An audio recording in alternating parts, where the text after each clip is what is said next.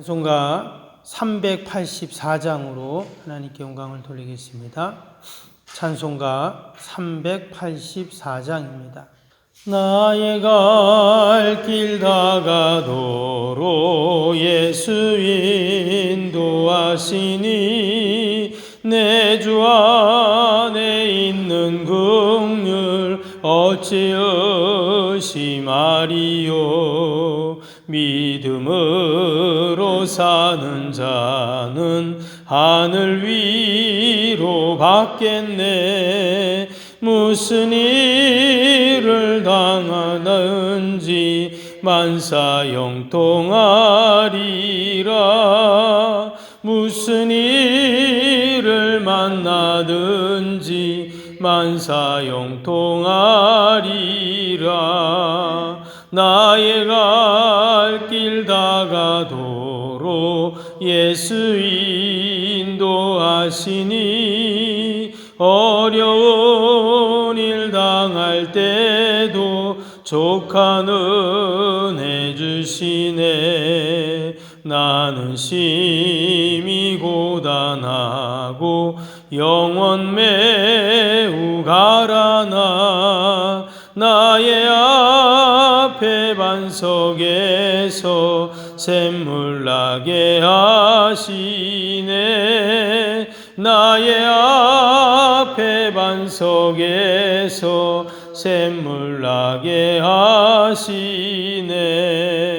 나의 갈 길 다가도록 예수 인도하시니 그의 사랑 어찌 큰지 말로 알 수 없도다. 성령 감화 받은 영혼 하늘 날아갈 때에 영영 부를 나의 찬송 예수 인도하셨네.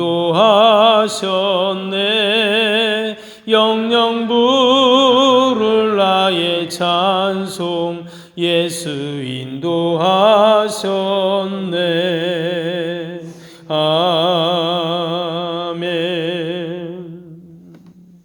아멘. 하나님 말씀은 시편 44편입니다.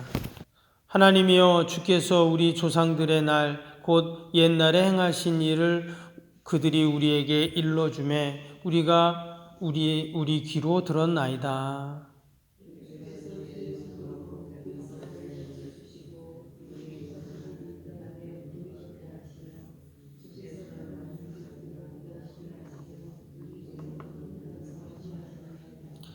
그들이 자기 칼로 땅을 얻어 차지함이 아니요 그들의 팔이 그들을 구원함도 아니라 오직 주의 오른손과 주의 팔과 주의 얼굴을 빛으로 하셨으니 주께서 그들을 기뻐하신 까닭이니이다.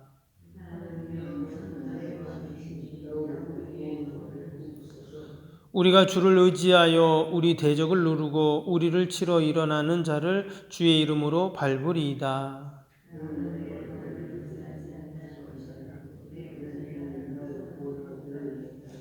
오직 주께서 우리를 우리 원수들에게서 구원하시고 우리를 미워하는 자로 수치를 당하게 하셨나이다. 우리가 종일 하나님을 자랑하였나이다. 우리는 하나님의 이름에 영원히 감사하리이다. 아멘.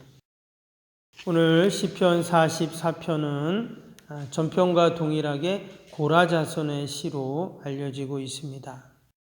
오늘 앞부분 같이 읽었는데요. 오늘 이 시편은 크게 세 부분으로 나눠져 있습니다. 25절까지 있죠. 그래서 읽었던 1절에서 8절까지의 내용은 옛날 자신들이 이 가나안 땅에 들어와서 정착하며 살 수 있었던 그 모든 것들이 하나님의 은혜였다 하는 것을 그들이 생각하면서 감사하는 그런 내용이 나오죠. 근데 이제 9절부터 쭉 22절까지 내용을 한번 보시면 앞의 내용과는 전혀 반대적인 그런 내용입니다. 그들이 고통 가운데, 고난 가운데 절망하는 그런 내용들이 쭉 나옵니다. 심지어 이 과연 이 사람들이 신앙이 있는 사람들인가 할 정도로 아주 적나라하게 이야기를 하고 있습니다. 그리고 이제 마지막 부분 23절에서 26절까지는 그 절망 속에서도 이제 하나님을 바라고 또 하나님께 구원을 호소하는 그런 내용으로 마치고 있죠. 오늘 이 시편은 학자들이 아마도 BC 701년에 있었던 유다 왕 히스기야 때, 그때 이제 아수르의 사네립이 쳐들어오는데 그때 민족의 큰 위기 앞에서 이 시가 지어지지 않았는가. 그래서 민족 애가시다 이렇게도 이야기를 합니다. 오늘 시편의 앞에 부분을 보면 말씀드린 것처럼 지난날 그들이 하나님이 베푸신 그 은혜를 생각하면서 그 구원의 역사에 대해 감사하는 그런 내용이 쭉 나옵니다. 그래서 1절 한번 보시면 하나님이여 주께서 우리 조상들의 날 곧 옛날에 행하신 일을 그들이 우리에게 일러주매 우리가 우리 귀로 들었나이다. 그래서 부모로부터 조상들로부터 그들이 들었던 어떻게 가나안 땅에 그들이 들어와서 그 땅에 정착하면서 또 살 수 있었는가를 이제 회상하는 내용이죠. 그러면서 3절에 보니까 뭐라 그랬냐면 그들이 자기 칼로 땅을 얻어 차지함이 아니요 그들의 팔이 그들을 구원함도 아니라 오직 주의 오른손과 주의 팔과 주의 얼굴의 빛으로 하셨으니 주께서 그들을 기뻐하신 까닭이니이다. 자신들의 칼과 힘과 능력으로 그 가나안 땅을 차지하고 지금까지 이러한 은혜를 누리며 사는 것이 아니라 어떻게 해요? 하나님이 하셨다 이렇게 말합니다. 그것도 주께서 그들을 기뻐하셔서 하나님의 택한 백성들을 기뻐하셔서 이러한 은혜를 주셨다는 것입니다. 여러분 우리의 지난 날을 한번 쭉 돌아보시면 여러분 모든 우리의 인생에 있었던 일들을 여러분 하나님이 다 하셨는 줄로 믿습니다. 하나님 우리를 너무나 기뻐하셔서 하나님의 자녀들 택한 백성들을 귀히 여기셔서 하나님이 지금까지 우리를 먹이시고 입히시고 안전하게 하시고 어려움 가운데서도 우리가 낭망치 않고 다시금 일어날 수 있고 지금까지 살았던 모든 것들 여러분 다 하나님의 은혜이고 베푸신 복인 줄로 믿습니다. 지금 1절에서 8절까지 그런 내용을 쭉 이야기하면서 8절에 뭐라고 했습니까? 우리가 종일 하나님을 자랑하였나이다. 우리는 하나님의 이름에 영원히 감사하리이다. 이렇게 베푸신 은혜를 생각하니까 너무 감사하죠. 그래서 종일 하나님을 자랑하나이다. 여기 가도 하나님을 자랑하고 저기 가도 하나님을 자랑하고 하나님이 지금까지 우리를 이렇게 도우시고 구원해 주시고 함께 하셨습니다 하면서 자랑하고 감사하고 또 찬양하는 그런 모습이죠. 근데 여기까지는 이제 좋은데 이제 9절부터 보면 완전히 이 내용이 달라져요. 9절 한번 보시면 그러나 이제는 주께서 우리를 버려 욕을 당하게 하시고 우리 군대와 함께 나아가지 아니하셨나이다. 이제는 하나님이 자신들을 버렸다는 겁니다. 그러면서 이어지는 내용들을 보면 정말 얼마나 그들이 고통 가운데 있는가를 알 수가 있어요. 10절 보세요. 주께서 우리를 대적들에게서 돌아서게 하시니 우리를 미워하는 자가 자기를 위하여 탈취하였나이다. 11절 보실래요? 주께서 우리를 잡아먹힐 양처럼 그들에게 넘겨주시고 여러 민족 중에서 우리를 흩으셨나이다. 12절도 보세요. 주께서 주의 백성을 헐값으로 파시며 13절에는 이웃에게 욕을 당하게 하시고 또 14절에는 뭇백성 중에 이야기거리가 되게 하시고 심지어 쭉 이야기하다가 23절 보시면 주여 깨소서 어찌하여 주무시나이까 일어나소서 우리를 영원히 버리지 마소서. 심지어 하나님께서 주무시고 계시지 않습니까? 좀 일어나서 우리를 좀 도와주세요. 이렇게 지금 호소하고 있어요. 그래서 이 지금 9절부터 나오는 이 내용을 가리켜서 십자가 고난의 예표다. 이제 이렇게 얘기합니다. 근데 지금 이 모든 일들을 누가 했다는 거예요? 하나님이 그렇게 하신다는 거예요. 주께서 욕을 당하게 하시고, 주께서 주의 백성을 헐값으로 파시고, 주께서 우리를 이야기거리가 되게 하시고, 주께서 우리를 버려 욕을 당하게 하시고, 다 하나님이 그렇게 하셨다고 지금 이렇게 이야기를 하고 있습니다. 그리고 우리도 기도하다가 그럴 때가 있죠. 왜 하나님 이렇게 하십니까? 내가 몸이 아픈데, 하나님 왜 이렇게 몸이 아프게 하십니까? 또 어떤 일이 안 되면 하나님 왜 이렇게 하십니까? 우리가 때로는 그 핑계를 하나님께 둘 때가 있어요. 근데 우리가 여기서 한 가지 기억할 것이 있습니다. 시편 기자도 그렇고 우리도 때로는 그러한 고백을 할 때도 있지만, 이것은 하나님께서 다 우리를 이렇게 하셨다라는 그 말 속에는 뭐가 있습니까? 인간의 모든 생사화복이 하나님 손에 달려 있습니다라는 사실 고백이죠. 때문에 전지전능하신 그 하나님께서 우리 인생에 모르는 것이 하나도 없는데, 아까 읽었던 21절처럼 우리 마음의 비밀을 다 하나님은 아시는데, 때로는 우리가 고난을 당하고 어려움이 있지만 이 또한 하나님이 다 아시기 때문에 하나님께서 선하게 인도해 주신다 하는 또한 소망이 그 안에 담겨 있는 줄로 믿습니다. 오늘 19절 보세요. 주께서 우리를 승량의 처소에 밀어넣으시고 우리를 사망의 그늘로 덮으셨나이다. 마치 하나님께서 우리를 사지로 밀어넣었다는 거예요. 얼마나 힘들면 이런 고백을 하겠어요.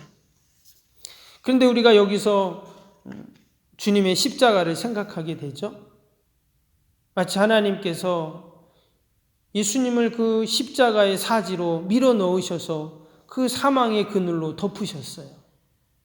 근데 그렇게 하신 이유가 무엇인가? 우리를 구원하기 위해서죠.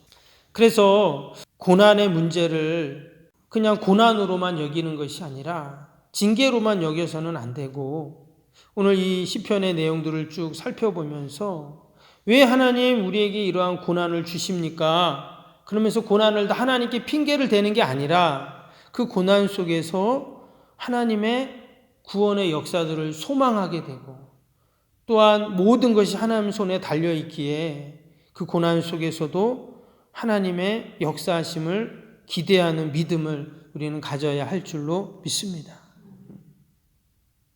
오늘 서두의 1절에서 8절까지 말씀 우리가 함께 읽었는데요. 분명 그 과거에 하나님이 그들의 조상들에게 베푸신 하나님의 은혜를 그들이 회고하고 있습니다. 그런데 지금은 환난 가운데 있어요. 극심한 고난 가운데 있습니다. 지금 나라가 이방 나라로부터 쳐들어와서 풍전등화의 상황인데, 지난날 옛날 얘기를 해서 무슨 의미가 있는가? 이렇게 생각할 수도 있어요. 그러나 그것이 아니죠. 그 위기 가운데 그 옛날 이야기를 하는 이유가 뭔가? 분명히 하나님께서 지난날 베푸셨던 그 은혜들 지금도 동일하게 하나님이 베푸실 것이다라는 그런 믿음과 소망을 지금 이야기하는 것입니다. 그래서 마지막 부분에 보면은 뭐라고 합니까? 23절부터 26절까지 쭉 나오는 내용을 보면 마지막 절만 보시면 26절입니다. 일어나 우리를 도우소서, 주의 인자하심으로 말미암아 우리를 구원하소서. 하나님의 그 인자하심을 소망하고 있어요. 변함없는 그 하나님의 인자하신 성품대로 우리에게 그 옛날 조상들에게 베푸셨던 그 은혜를 반드시 우리에게도 베푸실 줄 믿습니다 하는 믿음으로 마치고 있죠. 앞에 나왔던 42편, 43편도 다 마찬가지입니다. 거기서도 보면 하나님 앞에 어찌하여 낙심하며 어찌하여 불안해하는가 하면서 너는 하나님께 소망을 두라. 이렇게 자신들에게 고백하는 내용이었죠. 내 영혼아 어찌하여 낙망하고 불안해하냐. 하나님께 우리가 소망을 두자. 그렇게 이야기했던 것처럼 오늘 이 44편도 마찬가지입니다. 그리고 우리 성도의 모습이 어떠한 모습이어야 하는가? 누가 뭐라고 해도 우리는 마지막까지 하나님께 소망을 두는 자들인 줄로 믿습니다.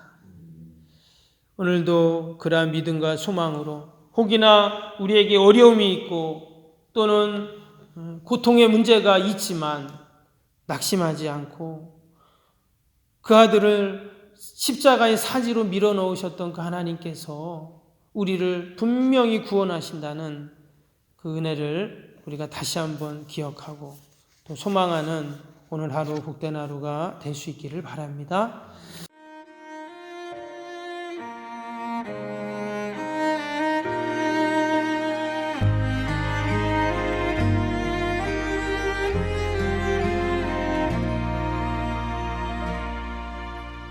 나는 하나님을 예배하는 예배자입니다.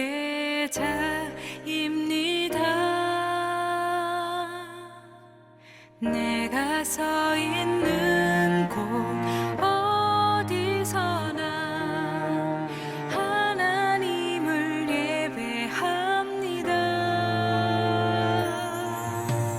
나는 하나님을 예배하는 예배자입니다. 내가 서 있는 곳 어디서나 하나님을 예배합니다. 내 영혼 거룩한 은혜를 향하여 내 마음 완전한 하나님 향하여 이곳에서 바로 이 시간 하나님을